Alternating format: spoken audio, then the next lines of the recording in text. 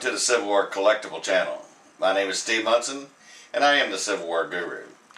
Today we have in here for appraisal is a wonderful naval sword. This is a model 1852 naval officer sword. Naval officer swords are quite unique. They're similar to a model 1850 foot officer sword. But I'm going to get over here with my little pointer, and you can see the dolphin head motif here, and on the guard, the rear of the guard, there's also a little dolphin head that blends into the pommel cap. The mounts are different than the standard 1850 foot because they have the rope motif on the two mounts. And then on the drag, we also have a naval motif of the serpent or dolphin head. The scabbard has a leather body. The overall length of the sword is 36 inches with approximately a 30-inch blade.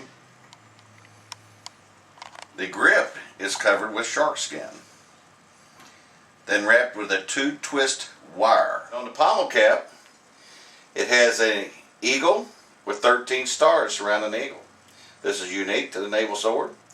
The 13 stars are represented by the 13 original colonies that formed the United States. So now we've discussed the exterior of the sword. We're going to take the sword out of the scabbard and we'll get a look at the blade. Okay, now we have the sword out of the scabbard. Now here's the neat part of this particular sword. All right, let's talk first about the etching, which is really going to be hard to see. It has the Fallon anchor, the U.S. and the other standard motifs of the naval sword. But what's unique about this sword is this sword has been broken here and here.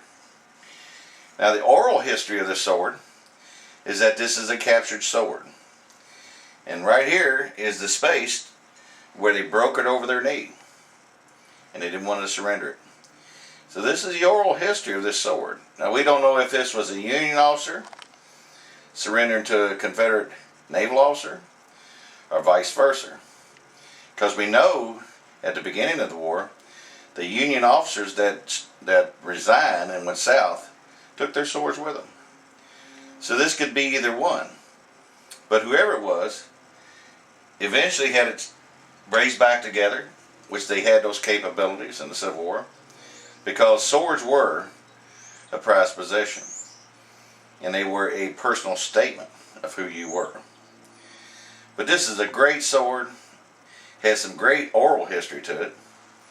Now being just, if we were just appraising this a standard 1852 naval officer sword, in this particular condition, if it didn't have the break in it and the repair, they would go between $1,500 and $2,000. With this particular sword, with the oral history and the breaking and resoldering of the blade, you know, that has effect as far as condition, but it's a great, wonderful story.